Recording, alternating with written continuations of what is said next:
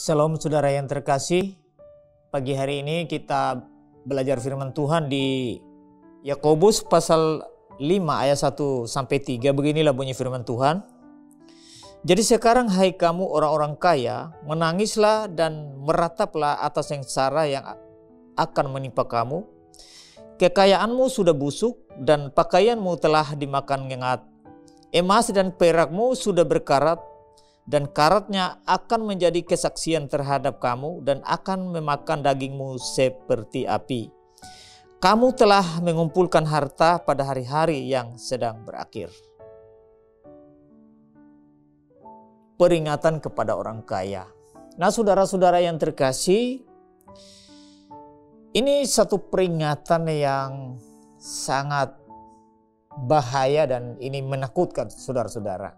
Mengapa?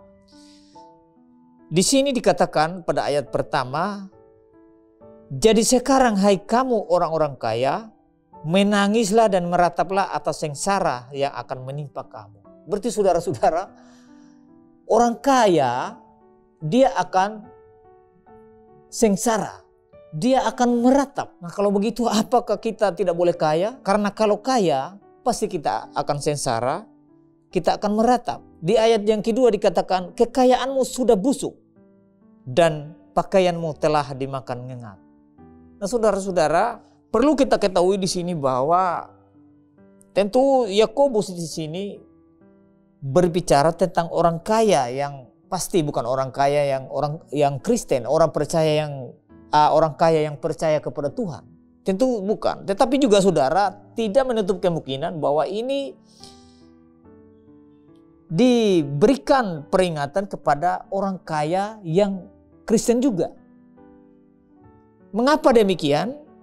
Karena kekayaan mereka, harta benda yang mereka miliki, mereka tidak pakai dengan baik, tidak pakai secara benar, digunakan pada hal-hal yang baik, yang menolong sesama, yang membantu orang-orang yang membutuhkan, atau mungkin melayani Tuhan.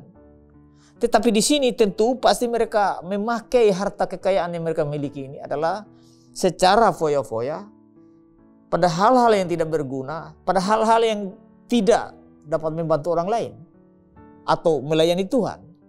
Tentu maksud dari ayat ini seperti itu. Sehingga kalau saudara orang yang percaya sungguh-sungguh pada Kristus, saudara tidak boleh takut karena kaya. Karena tentu kalau orang percaya pasti kekayaan atau harta yang dimilikinya pasti dia digunakan secara baik untuk melayani Tuhan atau melayani sesama. Atau dipakai secara baik untuk hal-hal yang berguna.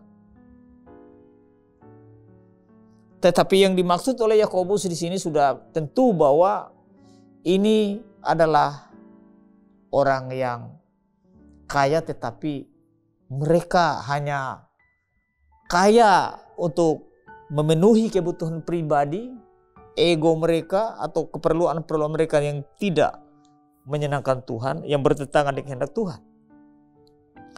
Karena itu jika saudara adalah orang yang memiliki sesuatu yang berlebihan, pergunakanlah hal-hal itu atau harta itu untuk melayani Tuhan, melayani sesama, sehingga kita tidak mengalami nasib yang seperti yang dikatakan oleh firman Tuhan di sini.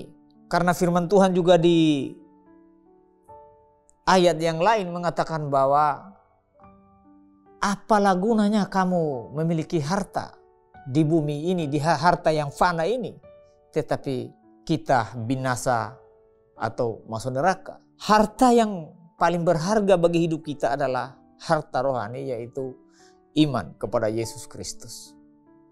Apakah saudara sudah punya harta seperti itu atau belum?